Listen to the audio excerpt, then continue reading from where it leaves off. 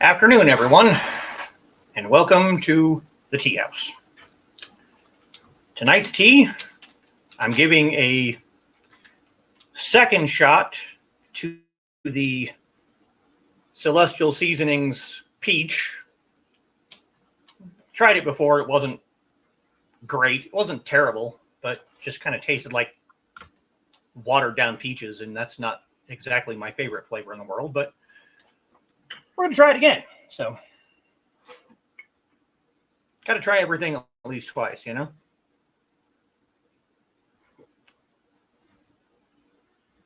Yeah. Still not the greatest. Now, it's currently raining outside and a little bit cloudy, a little bit windy, so hopefully it doesn't.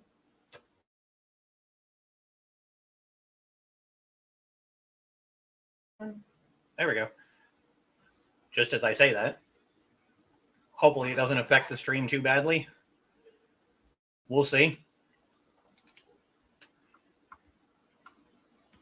So, back in March, last stream of March, I did a philosophical show about names and the ghosts and all of the various baggage that comes along with them. And I talked a little bit in that stream about Chinese names. I didn't really go into a whole lot of detail about it, but I did mention a couple of small things. And that night, friend of the show and very, very close personal friend, Dan Hollifield, mentioned that he wished that I went into greater detail on that aspect of things. So that's kind of what we're going to be doing here today. The different and different conventions of Chinese names. If you have, I don't know, a character in one of your books and you want them to have a Chinese name and you want to appeal to Chinese audiences, it's important to know these kind of customs and conventions. And it's also just kind of an interesting to discuss. So, as always, we'll go through the comments before we get started. To the door, as always, is my lovely wife, Foxy. Welcome all to tonight's Teahouse.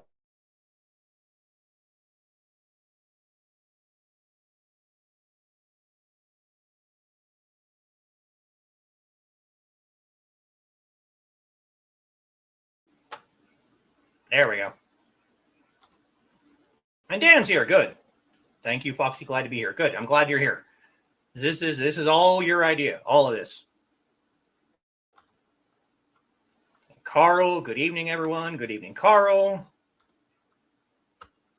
Foxy. Glad to have you here, Dan. Wasn't sure how many folks would be here given the holiday. Yeah, that was something that kind of occurred to me after the fact.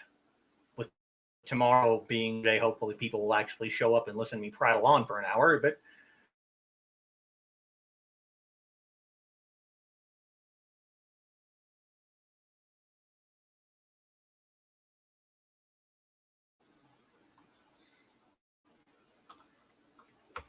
Foxy greets Carl, and Carl greets Dan and Foxy, and me. Yes, hello, Carl. And Donna greeting Foxy and Dan. Hello, Donna. Foxy greeting Donna. Well, thank you, Carl. That makes me feel good. And there's my kitty. Hello, kitty. Hello, Foxy, Dan, Carl, and Donna. Glad to see Dan here since he was the inspiration for the stream. Yeah.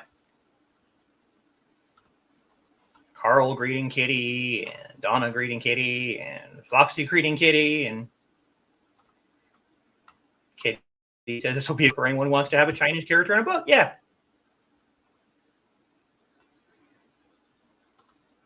Dan says all I did was ask a question, turned out to be a good question. And most of the time, I know it's a perk or whatever on my Patreon, which reminds me, pop that up there. You know, it's a perk for my Patreon that, you know, the patrons can suggest one topic for me to do a show on, but I have a Google Doc on my account with all of the other suggestions that people have thrown my way for future shows. I just keep them tucked away for, you know, when I don't really have a good idea. I just, yeah. Don't forget to like and share. Yes, thank you, Foxy. I'm really, really bad at that, and I will probably continue to be really bad at that.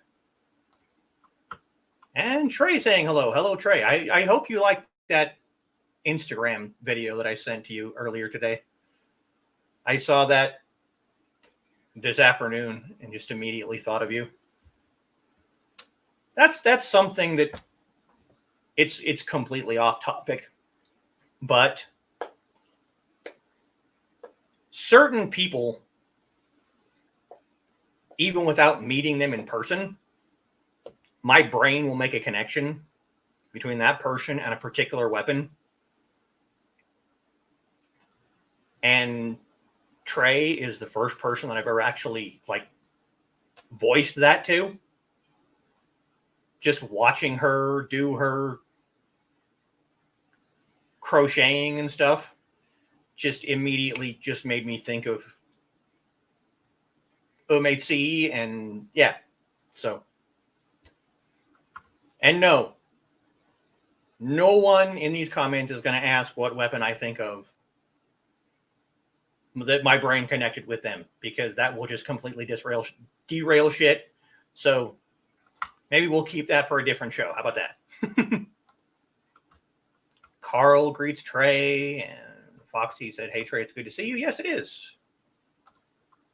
And there is my currently one and only patron. And thank you for being a patron, Joe. Glad to see you here. Foxy greets Joe. And Carl greets Joe. And there is the sweet drizzle herself. There is Dawn. Hey, everyone. Hello, Dawn. Glad to see you here, too. Absolutely love the video you sent. Good. And I still, again, completely off topic, but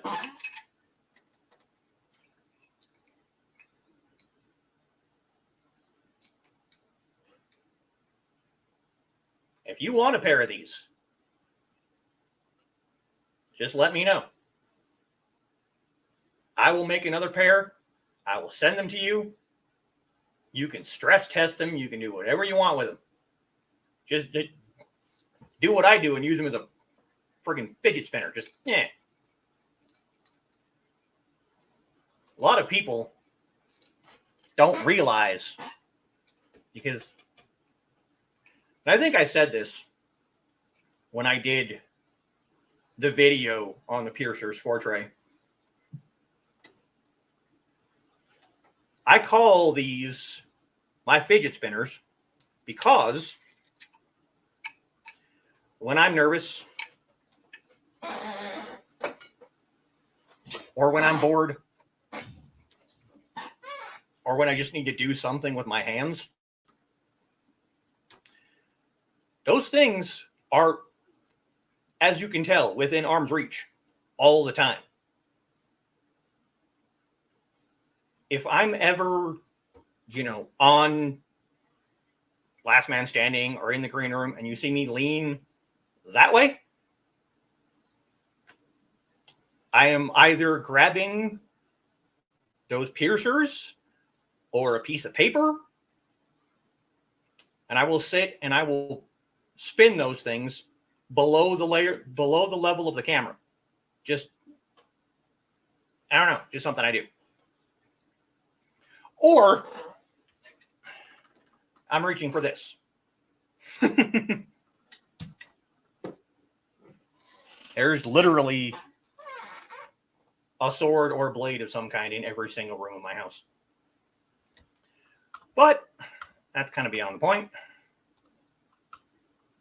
Trey greeting Dawn, and Foxy greeting Dawn, and Carl greeting Dawn. Let's go see if we have any comments over on Discord.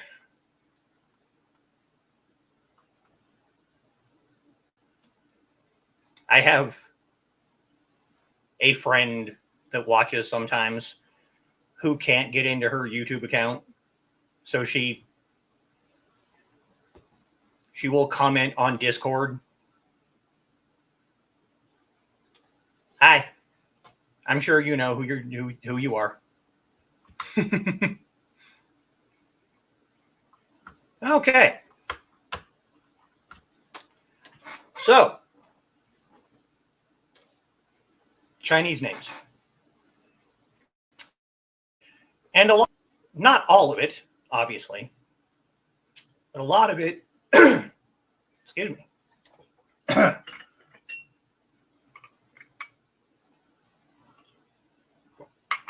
lot of it's going to be equally true for other Asian countries. Not everything, but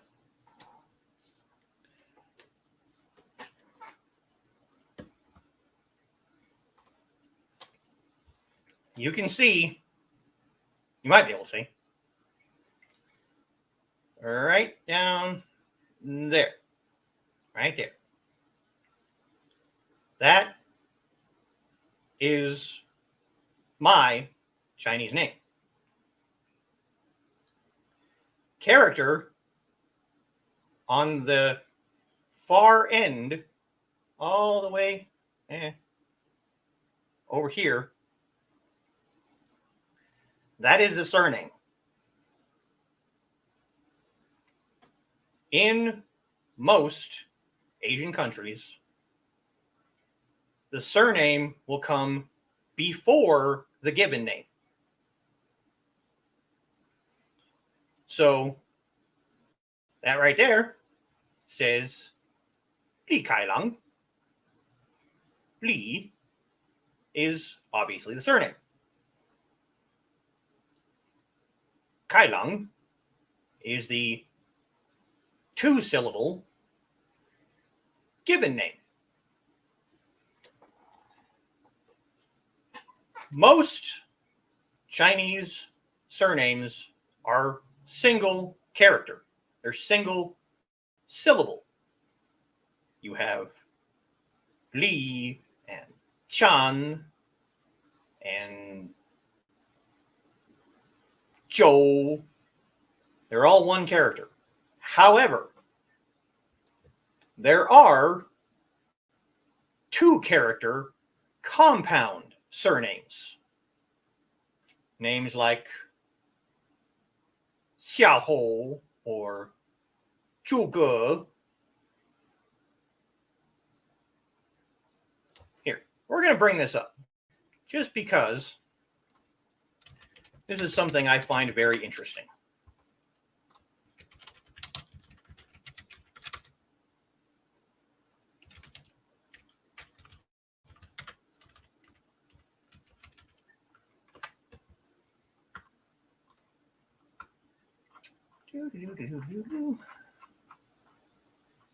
There is a poem written in the Yuan Dynasty, which is from 1271 to 1368, called the 100 Family Surname, or the 百家姓.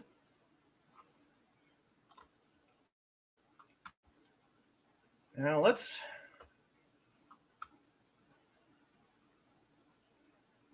bring this up here.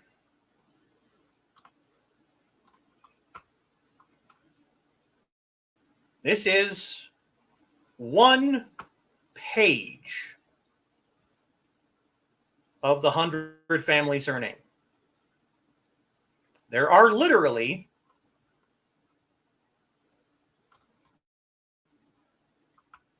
100 surnames.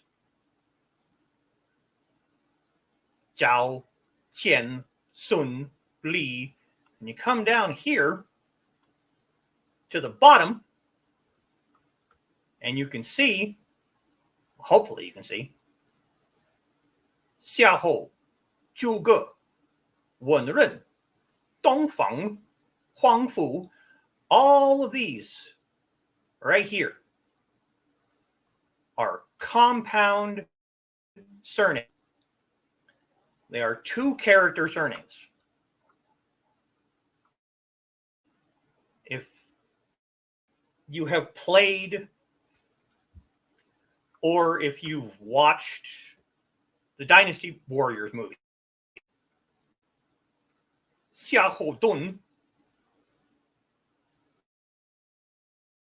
See if we can actually bring that up.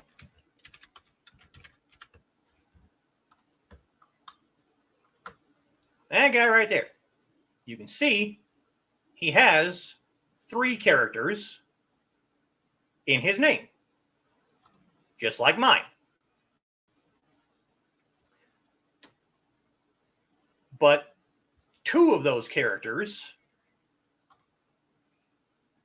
those 2 right there, are the surname. So you do have compound 2-character surnames, and you can find single character given name.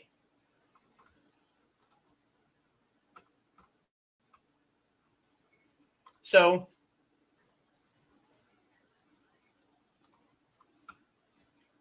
that's the first thing. If you see a character or a Chinese person who has 4 characters in their name, it is because they have a compound surname.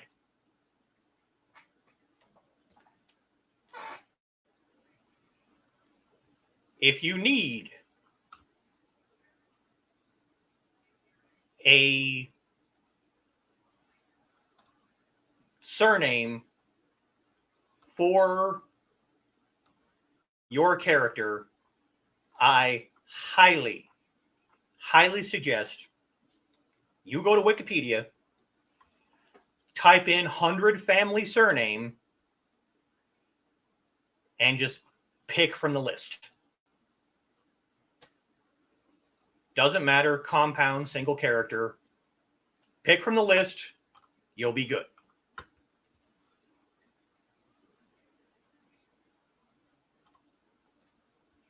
Donna, greeting Trey and Dawn. Good to know. Don't forget to like and share. Yes. And we have a question. Okay, good. Do the surnames carry across all the dialects, or do they differ? Like, would it be the same? No. That is a perfect question, Trey. Thank you. And yes, 4 characters are somewhat rare, though, with 4 being considered an unlucky number. We will get into that. Let's pick...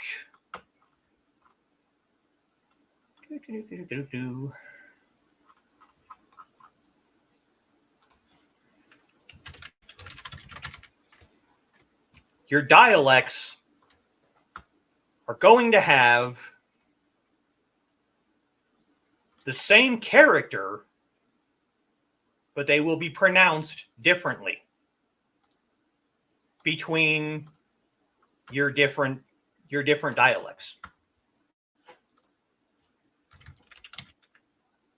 And this is a good example.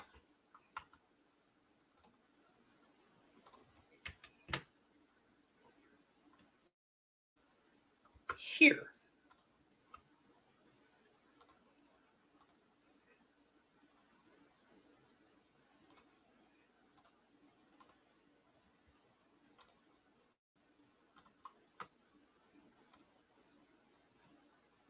Oh, stupid ad. Go away. Now this is the character Jin. But in Cantonese, it's going to be pronounced closer to Jian. You have Jin and Jian. Chinese, as a whole, is a very tonal language. You can see right here, above your vowel, there is a straight line above the E. Now that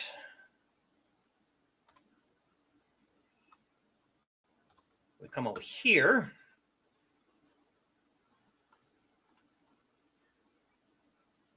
is your tone order.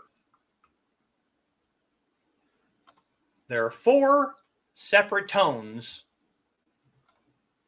in Chinese.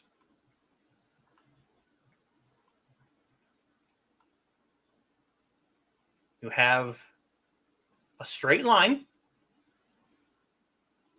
You have a line going down and to the right. And you have a line going down and to the left. And you also have basically a V.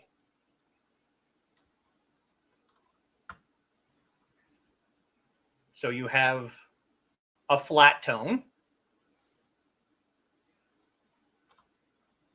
You have a descending tone. You have an ascending tone. And you have a tone that's going to descend and then ascend.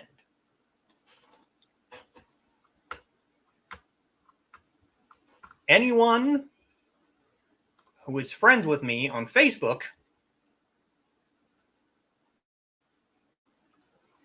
can see in my Chinese name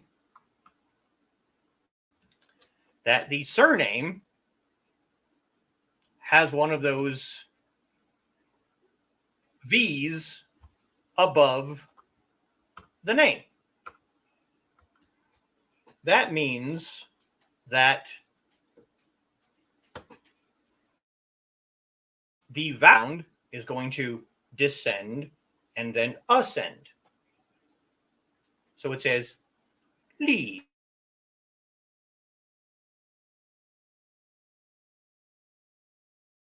And then up.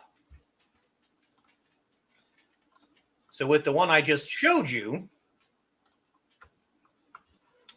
the vowel is flat and even. Chun.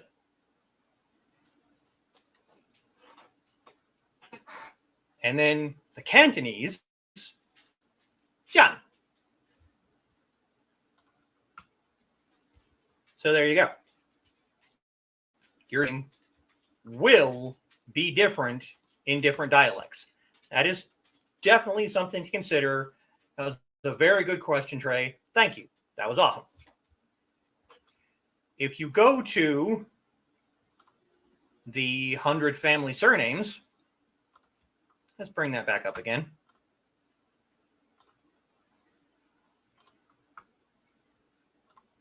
And we'll just pick one at random. We'll just pick mine. Look at that. you can see pinyin. Pinyin is, basically your Mandarin pronunciation. Now this one is one of those that sounds similar between Mandarin and Cantonese. Li or Lei. This is also, the surname of Bruce Lee and Jet Li and the character Li Mubai from Crouching Tiger. So there you go. Let's see if we can pick another one. There you go. Zhou in Mandarin, or Chao in Cantonese. That's what Wade Giles is. No, Wade Giles is Mandarin, sorry.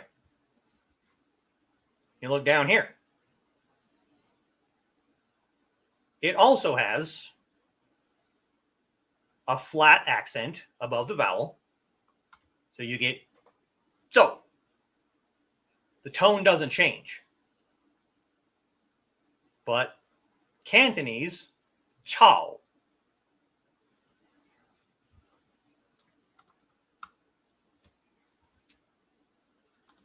So that's your surnames. Now we'll get into given names, because we've spent almost half the show already, and we're not even really to the bulk of what we're supposed to be talking about. Because while surnames are important, and your surnames are going to be differently pronounced, which is also true with the given names. Mandarin, Cantonese,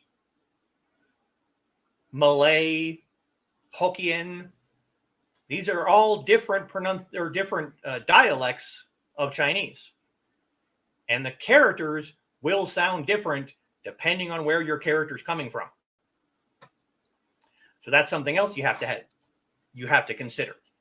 If you're going to have a character from these southern parts of China or from Hong Kong, their names are going to be Cantonese. Almost guaranteed.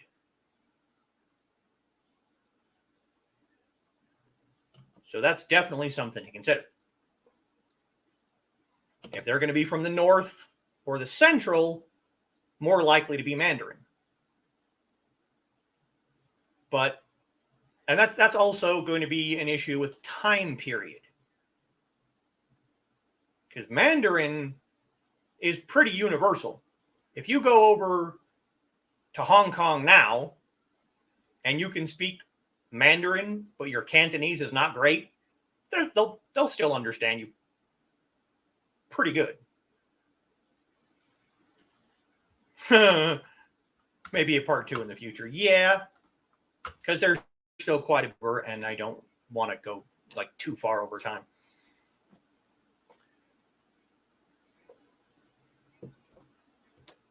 Next is going to be your given name.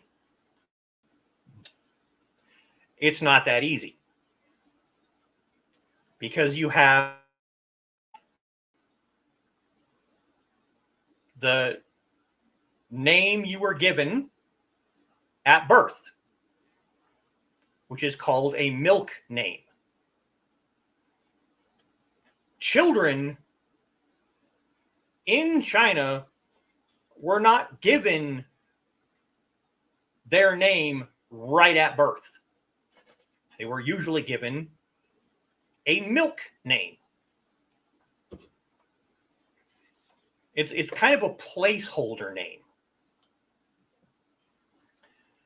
Something for now until the parents come up with the actual name of the child. And milk names are honestly kind of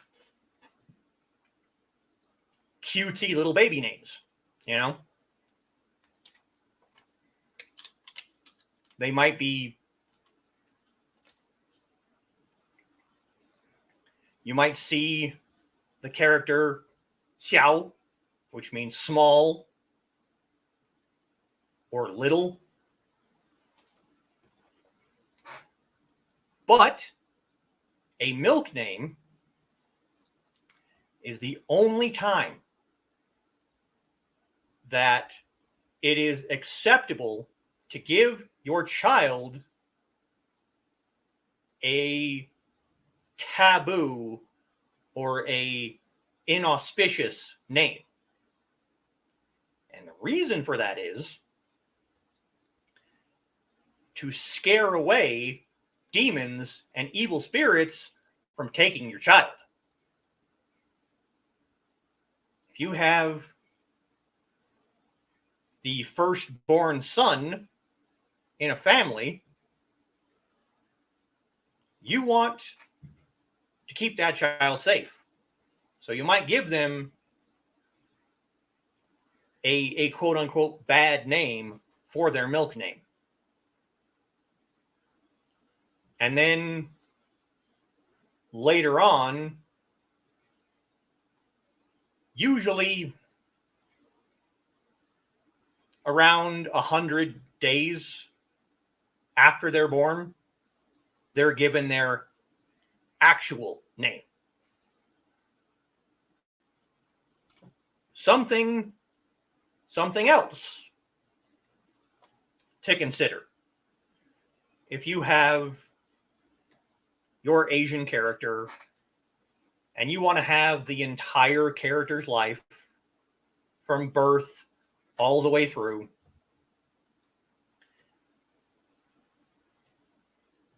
$100 days.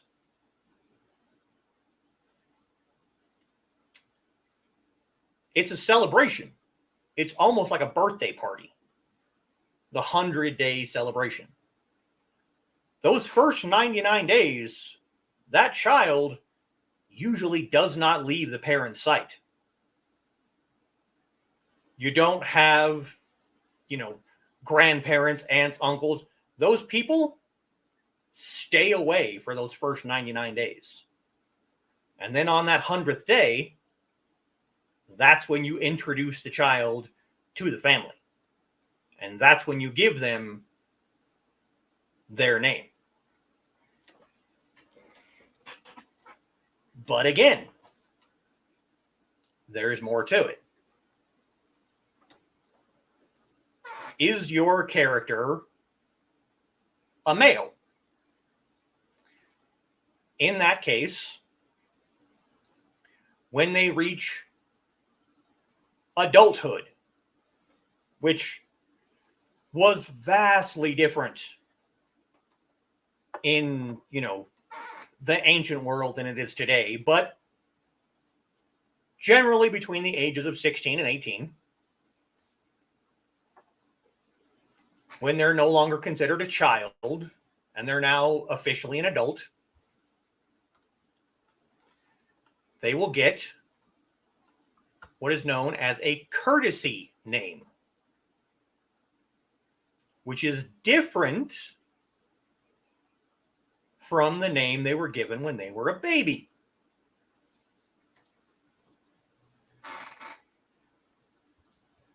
Parents, teachers, whoever is in a position of authority are allowed to give courtesy names. And there is a whole hierarchy of who is allowed to use your courtesy name as opposed to your given childhood name.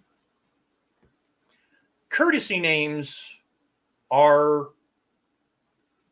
signs of familiarity. You know, your given name is kind of a, oh, how do I put it?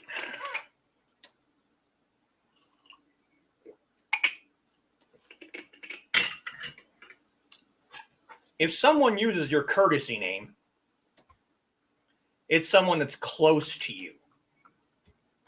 Parents, teachers, aunts, uncles. But your given name is a lot more formal. Now, this is something that's not really as practiced today, because you don't really need someone having 5 or 6 names, depending on who's talking to them. But, you know, during the earlier dynasties, this was definitely something that was done.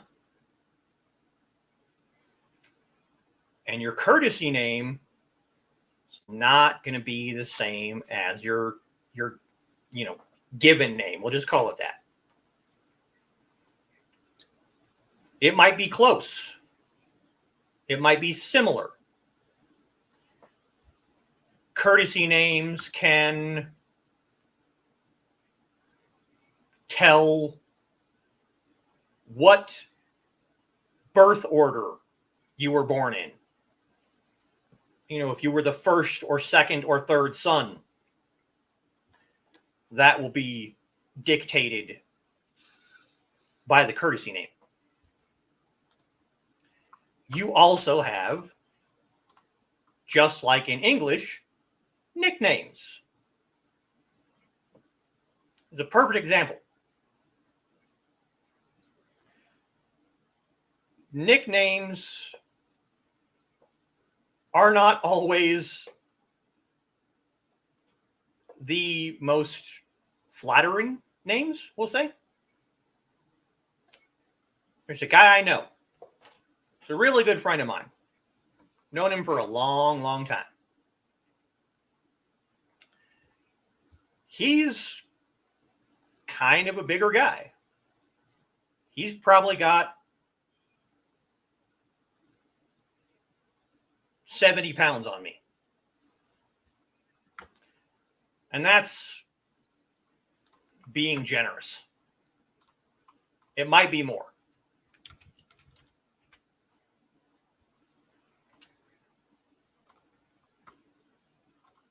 His nickname amongst my friend group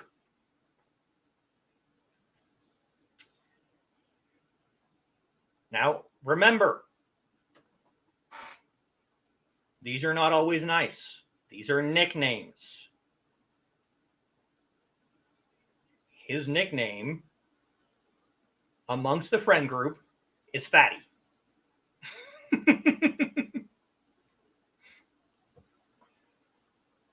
He is Fatty Joe. And Joe is the surname.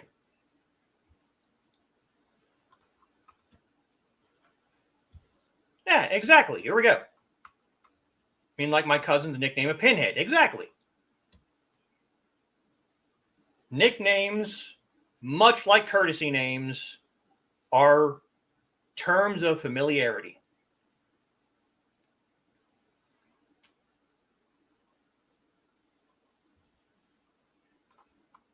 Carl says Russians do something like that. It's why I could never understand Chekhov's plays in school. Okay. All right. I was not aware of this. Nice to know. The same friend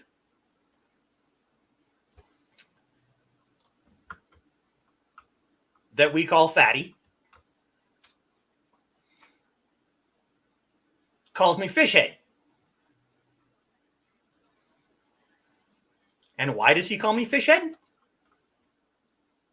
calls me Fishhead because we were screwing around one day. And, like males of the species do, we were kind of picking on each other. And he picked up a fish and slapped me with it. Hence, fish head. So, milk name, given name, courtesy name, nickname.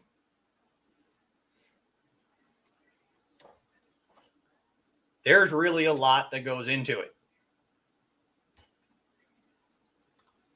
Now, this one I did know. Arabs, too. First name is their name. Second is their father's. Third is their grandfather's. That's why you get things like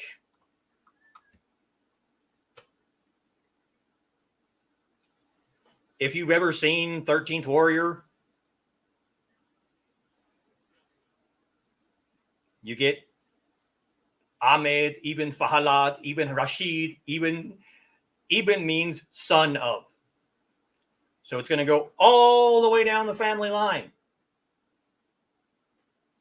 And if you look at an Arab name, if you read it from left to right, the last name, the surname, is going to be first. Just like with a Chinese name.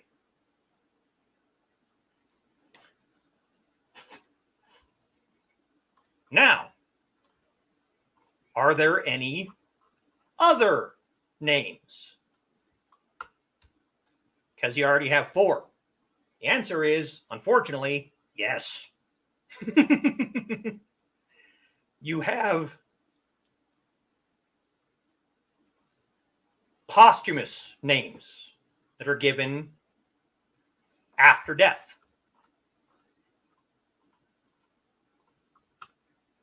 They're honorary names, and they're almost always royalty.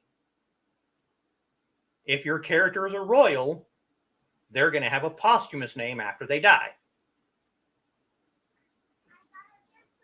There's also temple names, era names, school names. There's a lot. But posthumous names are only for royals. Era names are only for royals. Temple names are people who, join temples. They become monks and they get a temple name. So there's quite a few different naming customs that go into naming a Chinese character. And you also have to base it on location and time period. If you have, a modern character, they might not have a courtesy name. If they're an adult, they won't have a milk name. They'll have, they might not have a school name. People banging on my door over here. I don't answer my door when I'm streaming because it might be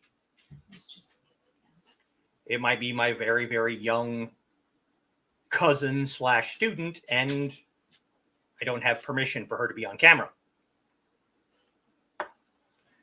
People in a certain room last night got to see her and her friend, but because that room wasn't recorded,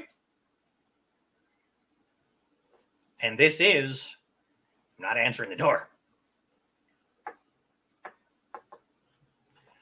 So now, 45 minutes into the stream, we've gone over all the different names, all the different kinds of names. The next thing you have to consider is name meanings in Chinese are, in my opinion, a lot more important than name meanings in the West. You want your child, you want their name to have a good meaning. And yes, Carl, they are cute. They're adorable little bundles of chaos. So if you're going to name a character, whether it's, in a book, whatever, you want to research the name meaning. There are certain things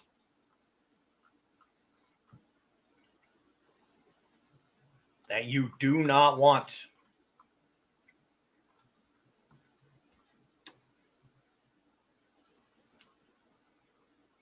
You don't want, as Foxy said earlier, you don't want the number 4.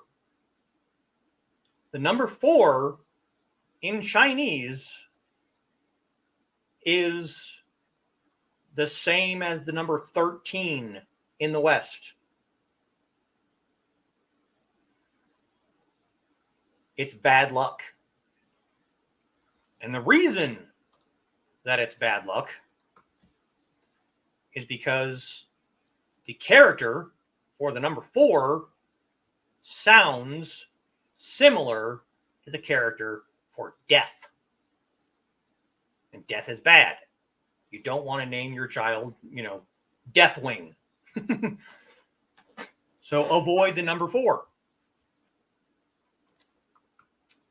Avoid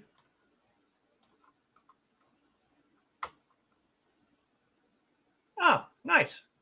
Alex dropping his like. How you doing, Alec? Yeah. Nice to see you.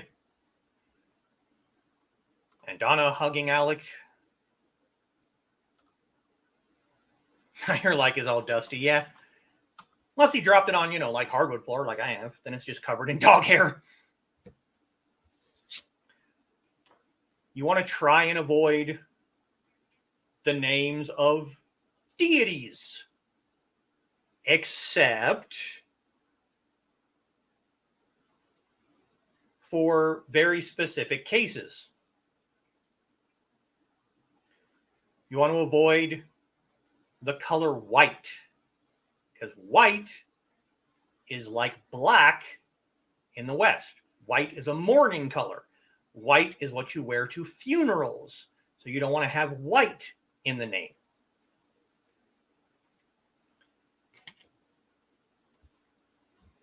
Black is okay. White is bad.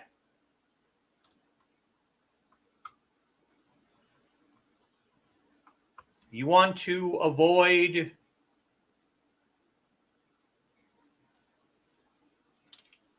unless your character is a royal, like we stated earlier, you want to avoid dynasty names.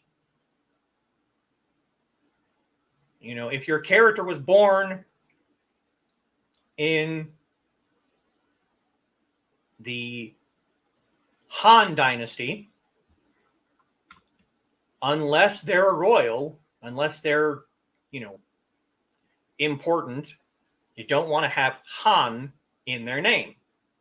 It's considered offensive.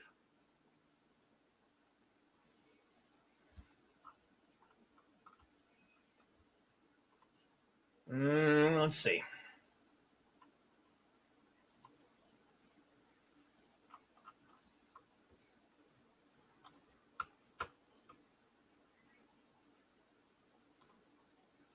Good. Doing okay. Been working on finishing up finals and working on a painting. Good. Get your schoolwork done. You'll be doing good. Yes. Doing good, Alec. Yes. So, name meanings are, like I said, important. unlike Norse, where we name our kids after the gods. And you can do it. You just have to be careful on how you do it. It's circumstantial. You know, if you're doing it in a demeaning way,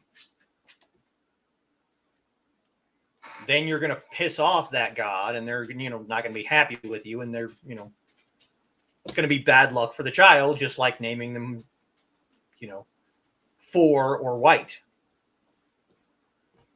You can do it. You just have to do it correctly.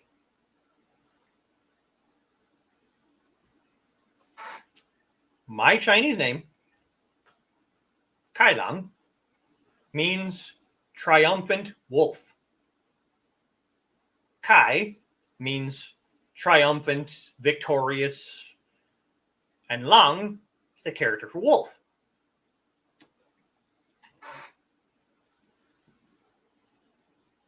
You can have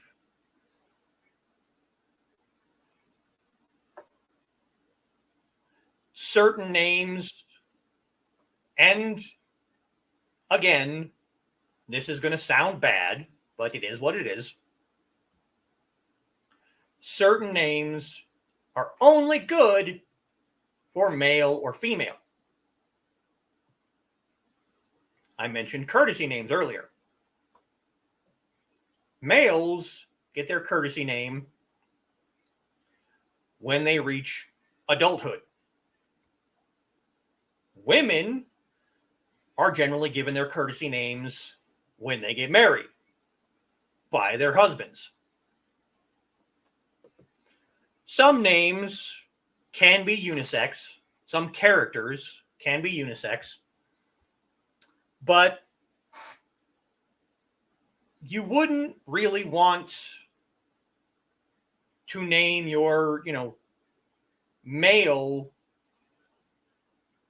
something that's going to denote beauty or grace, because these are, sadly, feminine qualities.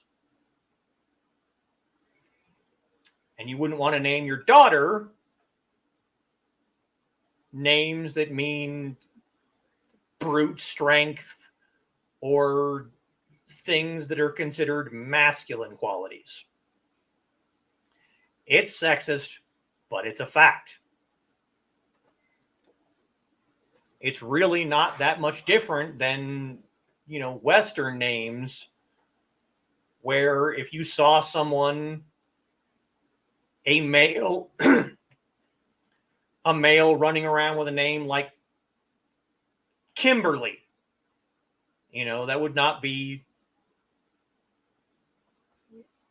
it would be seen as odd. And the same thing is true for Chinese names.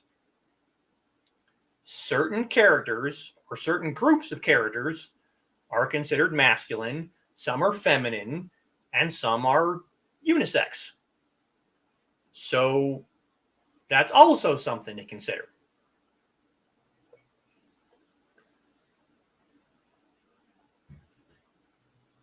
If you want to name them after a particular feature, you know, maybe they have a scar or they're missing one hand, that can be, it obviously wouldn't be a name given to them by their parents, but it could be a nickname, could be a pseudonym, could be just the name that they go by to try and, like we were talking about last time, when I was talking about how difficult it is sometimes to live up to the name your parents gave you. If your character, if your person was given a lofty name, something that they didn't feel that they could or did live up to. And they left home and they gave themselves their own name.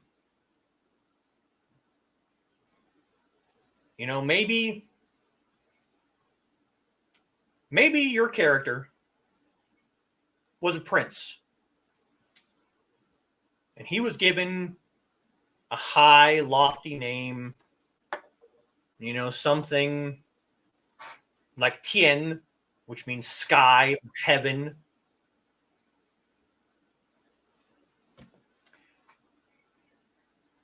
I'm just pulling this off the top of my head. So let's say that you have a prince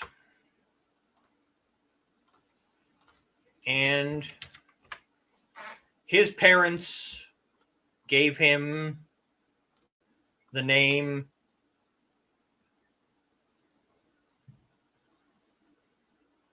Tianjian.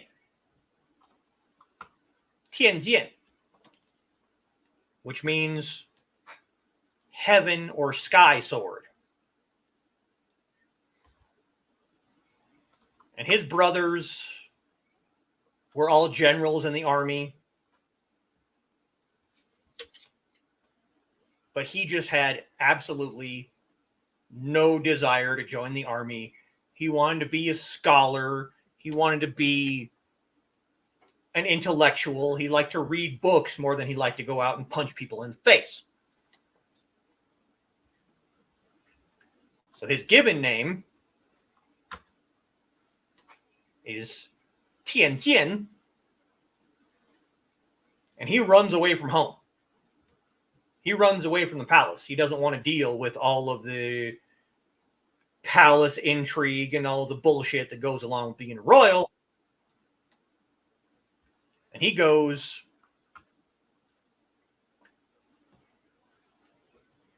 and just wants to go be a traveling scholar, right?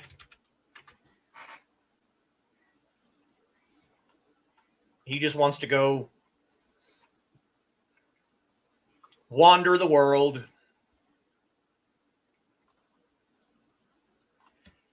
and read books and avoid all of the crap that goes along with his name. And he changes his name, changes his appearance, moves far away from home, and changes his name. He's sitting at an inn reading poetry, and he gets approached by someone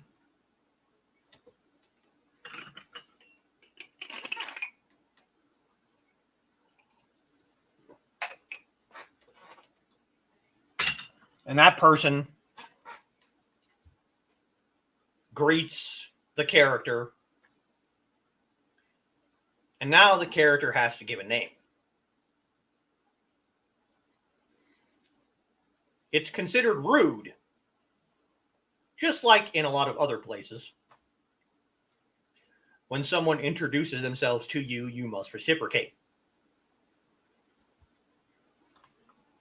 So now he's got to give a name. He does not want to give his old name because, if I tell him that, my name is Zhou Tianjian, they're going to know my parents. They're going to know, it'll get back to my parents. So he just picks a random surname. We'll say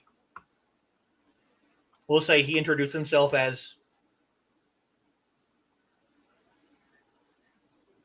Chen Ba Sheng.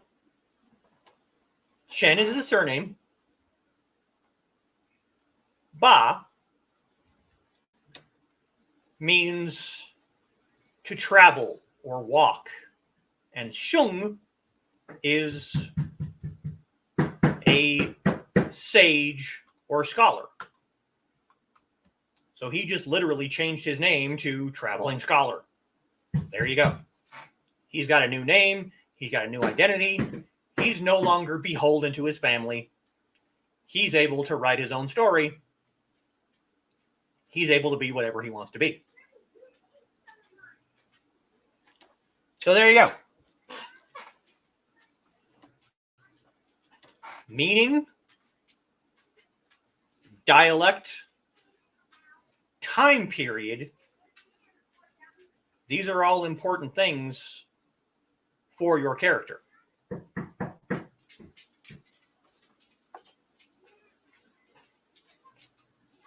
So,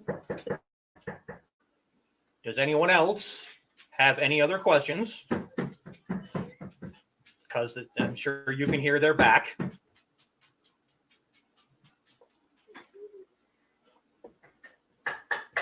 We'll wait and see if anyone else has any questions. And if not, we can end things for today.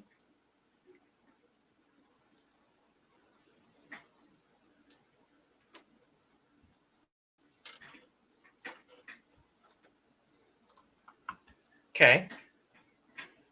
Carl says very informative. I'm glad. Kids, nothing if not persistent. Yeah, I know. And they just want to come over and play with the dog. That's all it is.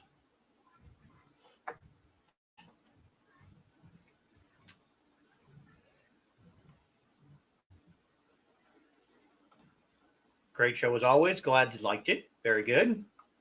Love this stream. Thank you, Trey. I'm glad. A lot of information. Yes, I know. It's a lot to go through.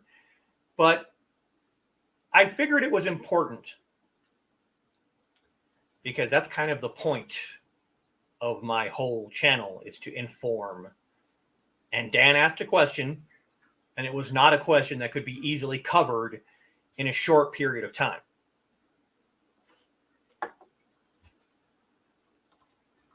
Dawn learned a lot. Hopefully, I answered your question, Dan, but if not,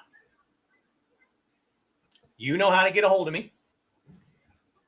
If you want to name a character and you want them to have an Asian name, you can ask me. You can ask me, and I will try to come up with a name that's fitting for the character, fitting for the time period. Not complaining, it's a very complex culture. Yeah. And I take it pretty seriously myself. I've been working on a book for quite a while now. And the main character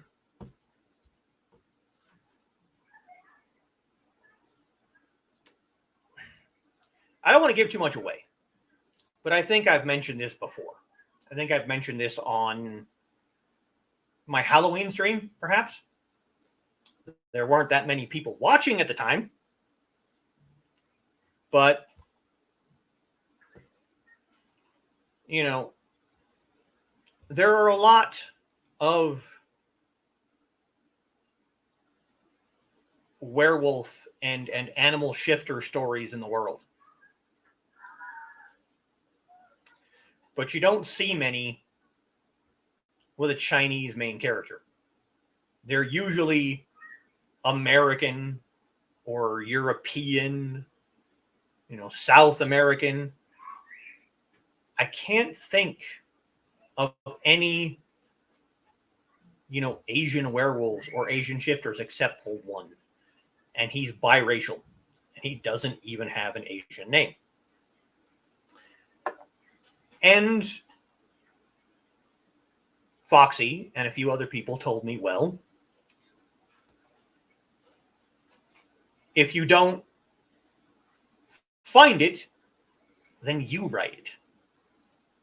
You know what you want to say. You know what you want to see. So write it yourself. So I have been.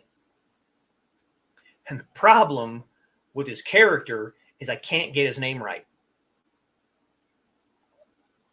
I've written and erased and rewritten and re-erased the same story 50 or 60 times just because I find tiny little things and I let that evil little voice of imposter syndrome mess with my head, and I just delete the whole thing and start over again. And they're usually minor mistakes. And this is one of them. I can't get his name right. But I still have it. Still have in my Google Docs this story sitting there. I recently sent our good friend of the show, Nick, recently sent him the introduction of his character. And yesterday,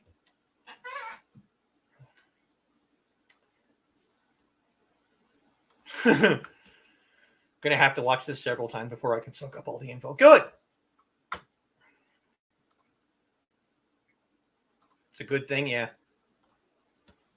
Give him a baby name for now and write your story in it. That's basically what I've done. I've given him what accounts to a milk name. You know, yesterday mornings, never mind furthermore. You know, he mentioned never to use a person's likeness and their name because it can get you into trouble. And he was right. It was stupid of me to do that. And not only did I use his name, but I used other names that I shouldn't have used. But I let it mess with me. I let it mess with me for most of the day. And again, I considered just deleting the whole thing. And not only deleting the entire story, but just leaving it alone. Just stop writing it entirely. Not just that story, but entirely. Because of that imposter syndrome. Because of that dick-headed little voice that sits there in the back of your head. And it flicks at you. And it pokes you. And it tells you, put it down. Leave it down. You're not good enough. But it's still there, damn it. And I went through and I replaced the names of the characters. I kept the descriptions. Dan is a character in that story. I still need to write up the introduction for his character, and now I know. I can either use his name. I never use last names. I can either use his name and a different likeness, or use his likeness and a different name. I'll write up that introduction too, and I'll send it to you and see what you think. I think that I've rambled on long enough. We're almost 10 minutes over. Hasn't been any more questions. And I still need to eat dinner. So, next show, it's going to be the 25th. I'm still kind of juggling the idea of doing this every weekend. But because I work on, alternating days, it would be alternating weekend days. One weekend it would be on a Saturday, then a Sunday, then Saturday, then Sunday. Something I've been throwing around just because I know certain people have told me that they always kind of feel sad when they realize that it's a week that I'm not having a show. And I have plenty of things that I can talk about. So I'm still kind of tossing that idea around. I haven't really made a decision yet. But the next For Sure show is going to be on the 25th.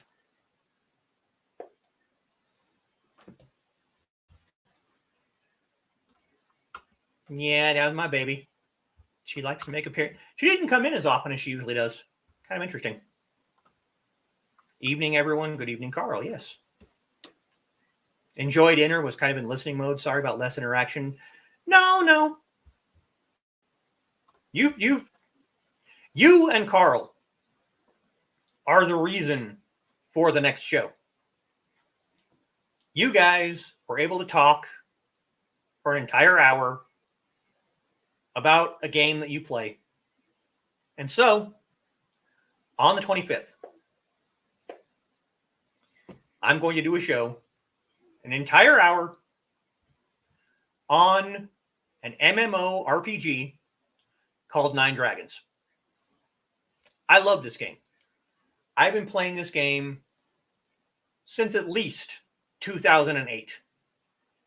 This game has gone through at least 4 or 5 different hosting companies. And I have played on every single host. So that's going to be the next show. May 25th, about Nine Dragons.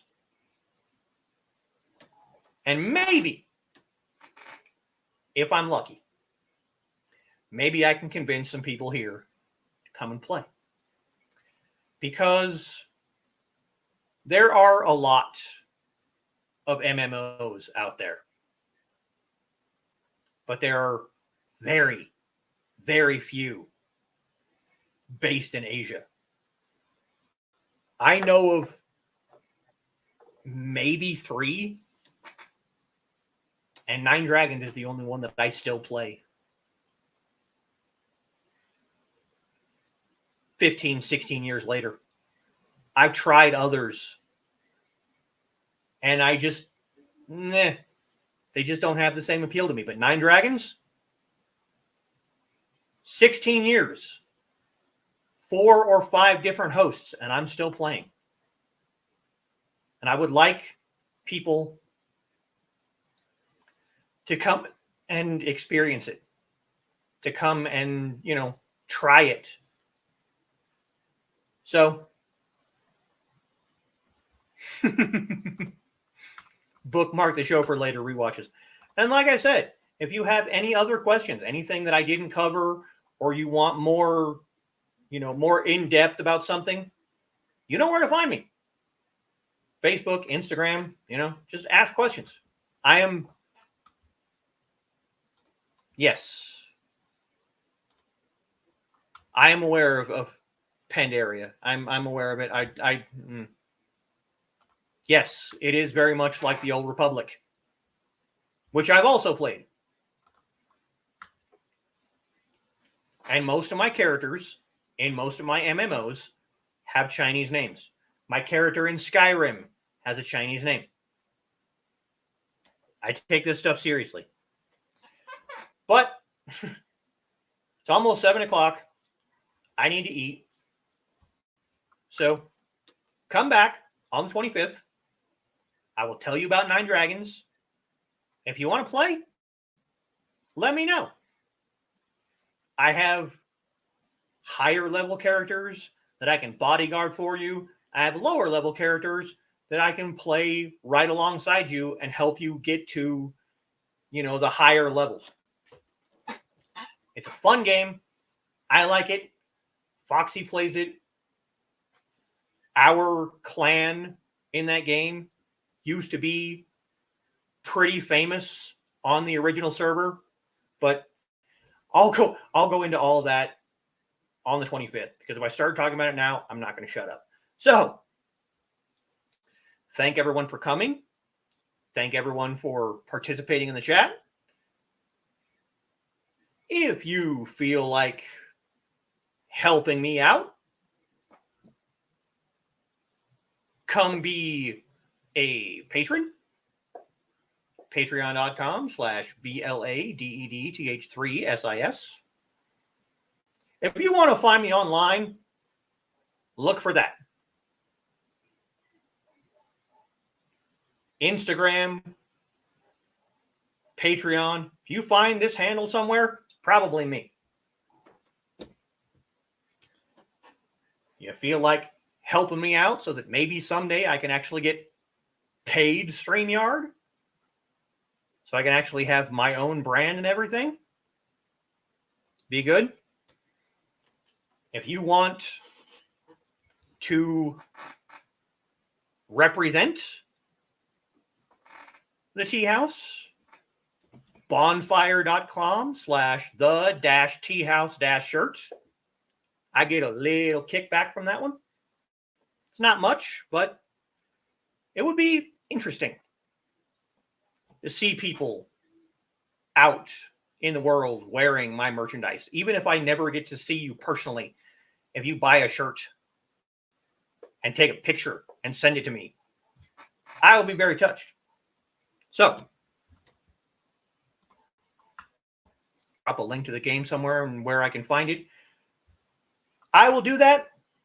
It depends on how you want to play it. You can play it through Steam, or you can play it direct from the hosting company. Yeah. Foxy will make me put it in the description of the video. And if I do it before then, I can do that then. So, yeah. That's pretty much it for today. So I will see everyone possibly later tonight. If not, I will definitely be around. You can find me and everyone in the chat, with the exception of one person, and that's just because he's a minor, at indiecd.org. Not a sponsor, but it's a place that I enjoy. Writers, authors, artists, one lame stream guy. If you need something written, you need something drawn, you need a stream to watch, go check it out.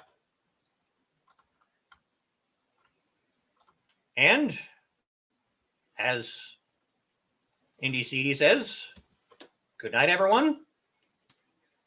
Try again.